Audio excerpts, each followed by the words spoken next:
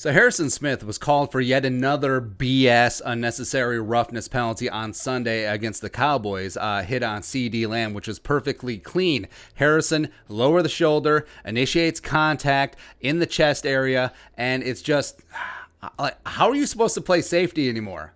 How are you supposed to do that? Now, it would be one thing if Harrison was kind of a dirty player, aka Sendejo, but it is extremely unfair that Harrison Smith, with all these penalties, is getting a reputation as a dirty player, even though he is following the exact rules laid out, even though they're massively subjective and widely variant in how they're enforced. I mean, just go look at number 37 for Dallas. Should have had 3 unnecessary roughness penalties against the Vikings, but instead had 0.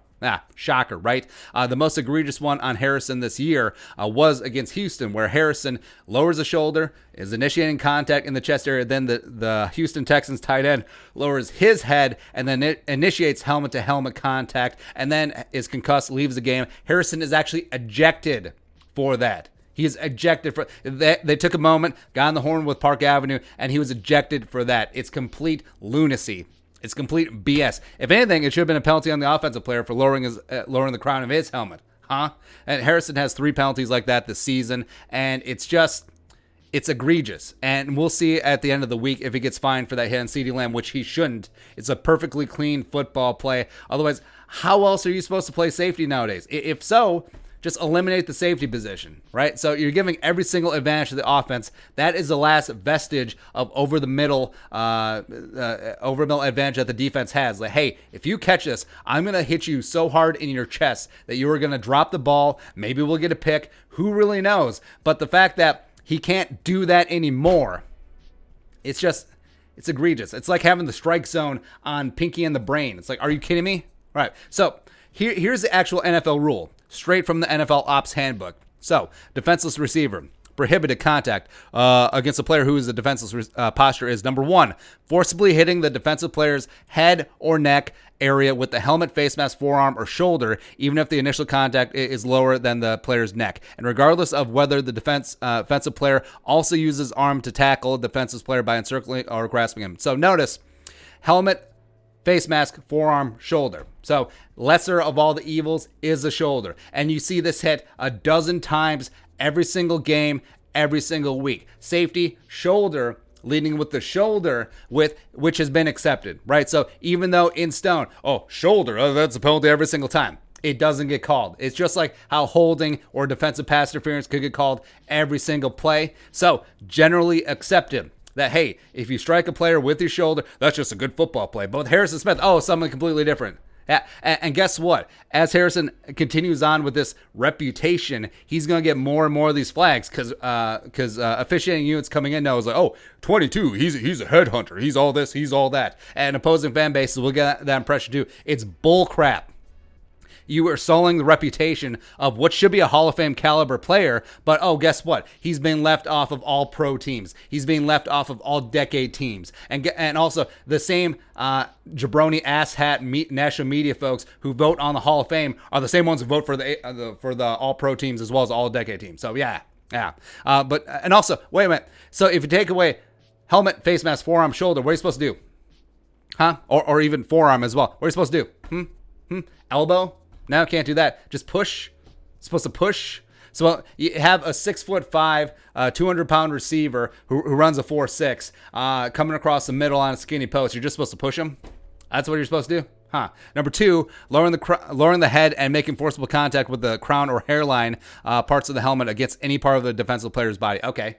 Sure, that's fine. But again, what happens when Harrison Smith takes on a perfectly legal posture, just like against Houston, just like against Dallas, and then in Houston, the tight end, the offensive player, lowers his helmet to initiate helmet-to-helmet contact. Now, if I'm a thinking offensive player, which is rare, go defense all the way, and then, hey, what I can do is I can go across the middle. I can just lower my helmet all willy-nilly, and guess what? If I make contact with someone else's helmet, that's a free 15 yards. Let's go. And also number 3, illegally launching into a defenseless opponent. So this is like the Sendejo rule. It is illegal to launch a player, blah, blah, blah, blah, blah, blah, blah, blah, blah. So honestly, given that rule, what are you supposed to do? Like just push? Is this two-hand touch? So honestly, the competition committee needs to address this BS in the offseason because like we said, it is so inconsistent. It is so subjective and even subjective in the same game. Because like we said, 37, Donovan Wilson, wherever the hell his name is, should have been helmet to helmet on the Kirk Cousins fumble. It should have been unnecessary roughness on that hit on Adam Thielen where it shook up his right hand. It should have been unnecessary roughness on the Dalvin Cook catch and fumble. So you're completely inconsistent in game. Just think of what it is game to game, officiating crew to officiating crew. Please. Right? So, yes, you want to make the game safe, but also you want to make the game understandable and watchable as well. And now this isn't the whole, I may as well put skirts on him argument. No. What Harrison Smith does is completely clean and legal. It's different than Brandon Merriweather out there just helmet hunting. It's different than Rodney Harrison doing all the dirty things back there. It's different than 37 for Dallas. Right? So, Harrison should actually be a textbook. Like, what Harrison Smith does should be shown by the league office. Like, hey, this is the enforcement of the rules on a defensive receiver. This is a good football play. That's not dirty. Now, here's a dirty play. And then just show 37 from Dallas. So stop flagging Harrison for doing exactly what your stupid rule book says to do or what the implication of the rule says to do, right? Otherwise, I don't know what's going to happen. I mean, safeties, if they can't, well, they certainly can't hit high anymore, but they can't even hit in the chest. What are they going to do? Hit in the abdomen? Hit guys in the nuts?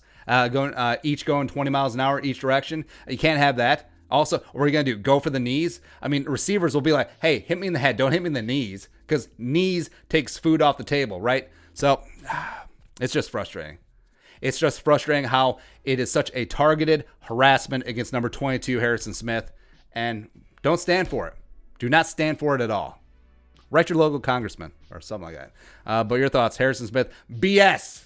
Let us know in the comment section below. Subscribe for daily Vikings takes. Want to support that work? Post something in the Venmo. But until next time, Skol, production value.